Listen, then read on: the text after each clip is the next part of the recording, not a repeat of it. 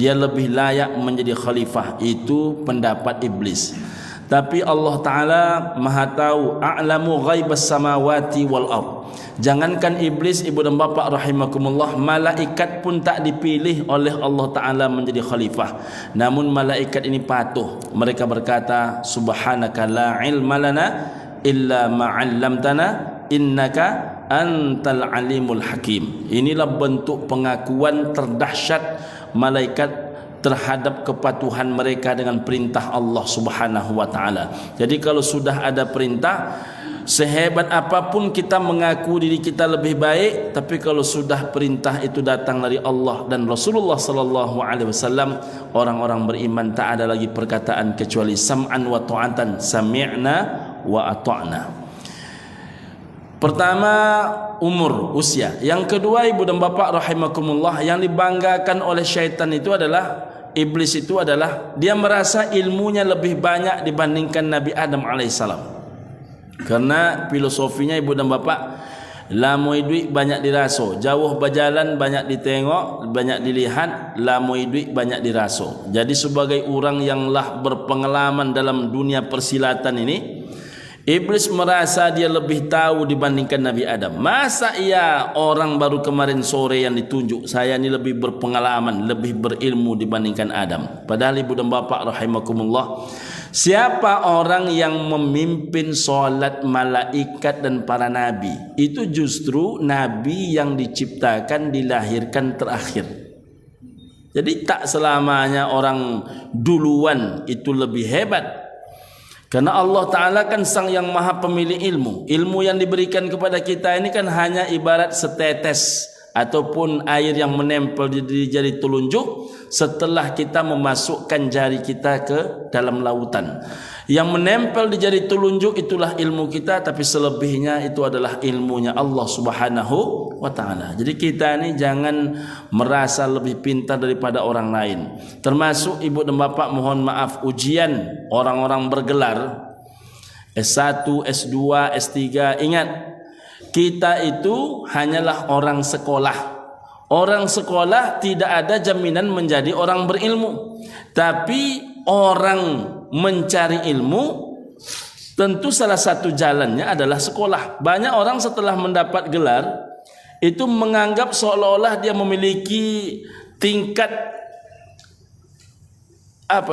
tingkat sesuatu yang berbeda dengan kebanyakan orang.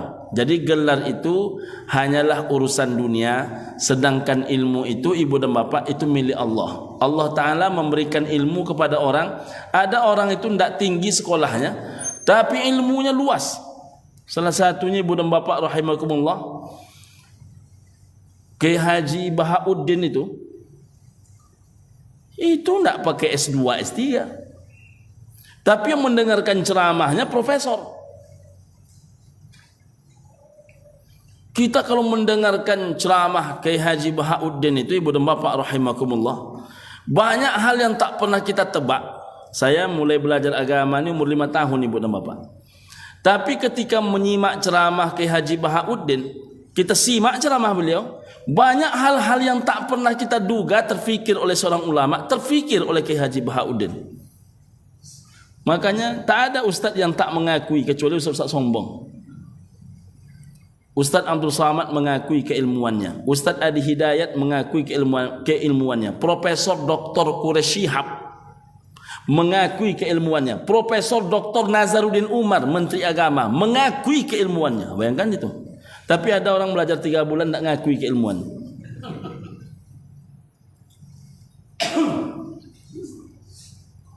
Memang tong kosong itu nyaring bunyi. Kalau ulama-ulama hebat, ulama-ulama besar itu, dia menyadari betul, ini walaupun S1 nih, ini lautan ini, dalam ini.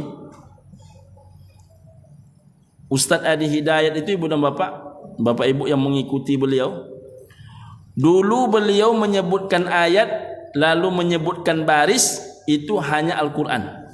Menyusul kemudian beliau tingkatkan hadis juga. Hafal beliau, nomor berapa itu hadis, di kitab mana terdapatnya, lalu di halaman berapa, di baris berapa. Kalau Al-Quran kan 6.236 ayat. Tapi kalau hadis itu kitab berbeda-beda Pak. Tapi beliau sampai ke nomor urut garis, baris, posisi. Coba bayangkan itu. Tapi ada juga orang tak ngakui keulamaan beliau. Padahal salah satu fenomena Indonesia ini Ustaz Adi Hidayat. Orang tak tahu siapa itu Ustaz Adi Hidayat. Ustaz Adi Hidayat itu masa mahasiswanya, dia mahasiswa. Tapi dia adalah khatib, ketua khatib se-Libya. Bukan ketua khatib se-Indonesia. Ustaz Edi Azhar ketua IKMI. Berarti yang dipimpinnya hanya mubalik IKMI. Jumlahnya hanya yang aktif 705. Kalau digabung yang tidak aktif 1000 lebih. Itu yang saya pimpin cuman. Tapi provinsi lain orangnya, MDI lain orangnya, Ittihadul Mubalighun lain orangnya. Ustaz Adi Hidayat itu ibu dan bapak rahimakumullah, bukan ketua khatib Indonesia, ketua khatib Libya. Di negara orang dia ketua khatibnya saat masih menjadi mahasiswa. Awak S3 ya, belum apa-apa lagi. Itu macam mana ilmunya itu? Ada pula orang mengatakan itu Ustaz tak jelas tu katanya.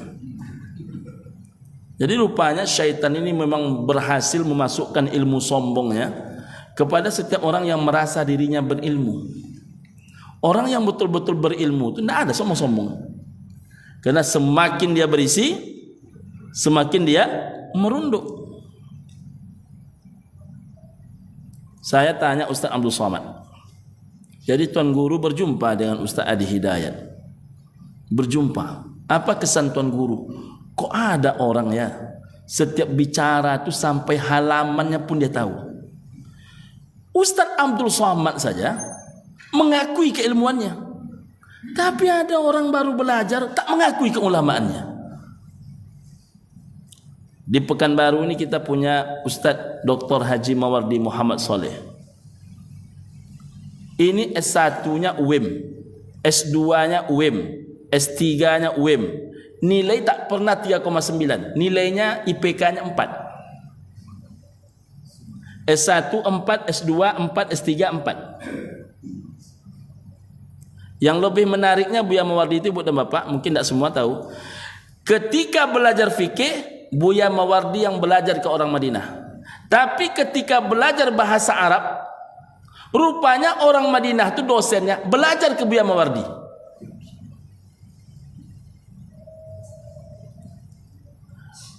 Jadi usul bahasa Arab, qawaid bahasa Arab itu, orang Arab itu dosen-dosennya pun kagum dengan keilmuan Buya Mawardi itu. Tapi ada juga yang berpendapat, kau ulama-ulama ndak jaleh aja kata dia.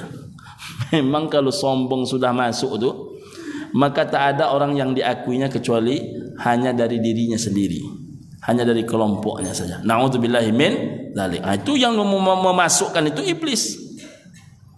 Yang ketiga, yang dibanggakan oleh iblis itu selain umur dan ilmu, Bapak Ibu rahimakumullah, amal. Saya ini sudah beribadah tanpa henti kata dia 750 tahun. Adam nih baru. Jadi ada nak orang membanggakan amalnya? Oh banyak. Sebanyak kau kami di masjid kau di kampung kau Ustaz. Kami bertujuh kalau yang tak pernah berhenti ke masjid. Ikolo kau. Jadi kalau sudah dia tak berhenti ke masjid, seolah-olah syurga tu mereka bertujuh tu yang menetapkannya di kampung tu. Jadi orang lain tu masuk neraka semuanya.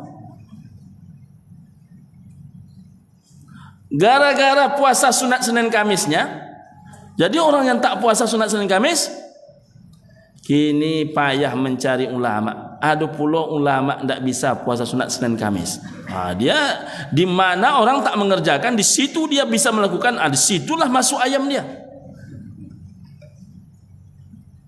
Padahal Ibu dan Bapak, kita ni amal beda-beda. Ada orang memang bukan di puasa kekuatan dia, tapi sedekah dia. Di Panam tu Pak, saya tak sebut nama ni, karena beliau pun tak mau namanya disebut. Di Panam itu ada salah satu kawan, setiap hari dia menyiapkan makan 400 orang. Setiap hari. Tiap hari Pak. Tiap hari dia mempersiapkan makan 400 orang. Kalau kali 30 hari Ustaz, 12.000. Bukan caleg dia. Kalau anggota DPRD macam itu enggak kagum-kagum betul, orang tuh biasa itu. Ini bukan caleg, bukan orang partai, tiap hari memberi makan orang 12.000. Setiap bulan 12.000. Belum tentu dia puasa sunat Senin Kamis. Kalau dikaji, mana lebih hebat, puasa sunat Senin Kamis itu atau memberi makannya?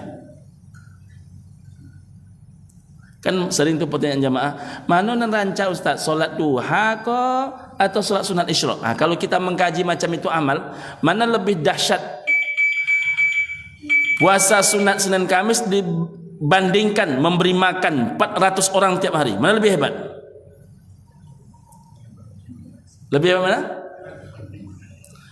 Jadi banyak orang tak tahu, solat bapak tu untuk bapak, solat saya untuk saya. Puasa sunat Senin Kamis bapak, puasa sunat Senin Kamis saya, itu untuk kita masing-masing. Tapi kalau makan 400 orang untuk siapa? Untuk orang lain. Jarang orang tu beribadah untuk orang lain. Maslahatul ammah itu jarang Pak. Solat berjamaah ni ramai Pak, tapi cobalah ajak menyumbang untuk kegiatan. Payah itu Pak. Orang yang, mohon maaf ini, berubah warna karpet karena sujudnya kepada Allah, apakah mau diajak menyumbang? Belum tentu. Karena solat itu pribadi Pak. Ini bukan mengecilkan solat ini. Bukan mengecilkan solat. Solat itu sifatnya pribadi. Ngaji itu sifatnya pribadi. Yang namanya solat tahajud, hajat, duha, puasa sunat Senin Kamis itu pribadi. Tapi maslahatul ammah itu muncul dari mana? Hal yang paling kecil gotong royong Pak. Yang paling besar mempersiapkan makan orang. Datang kepada saya 2 orang mahasiswa. Ini orang yang pikirannya jauh ke depan. Datang kepada saya 2 orang mahasiswa, masuk ke kamar, dia bilanglah cerita-cerita, kami anak Indonesia Pak Ustaz disuruh kemarin untuk bayar SPP.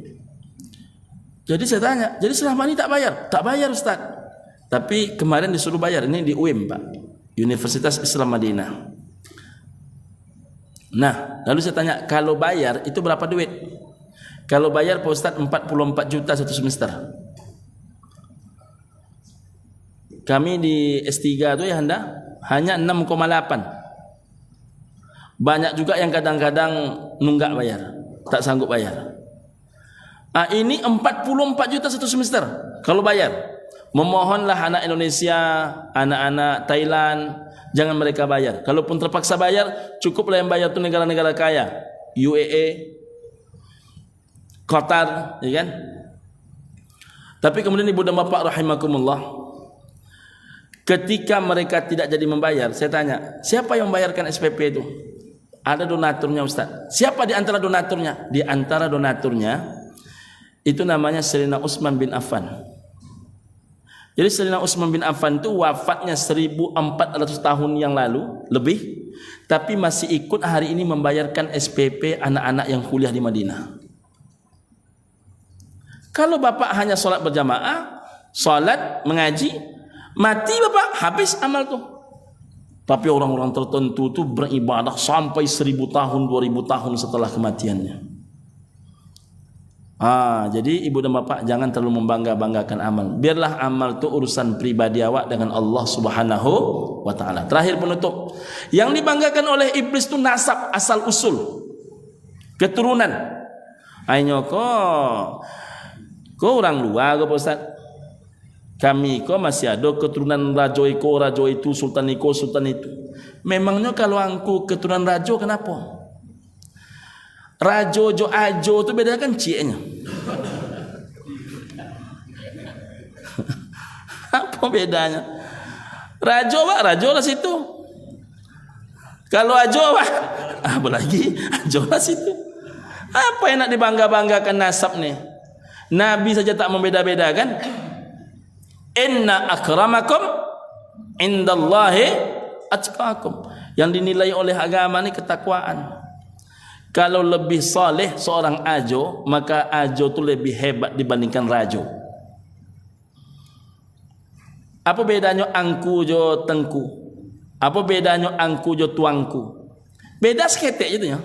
Di huruf T beda tu ya. Tiba di Aceh menjadi tengku atau teuku.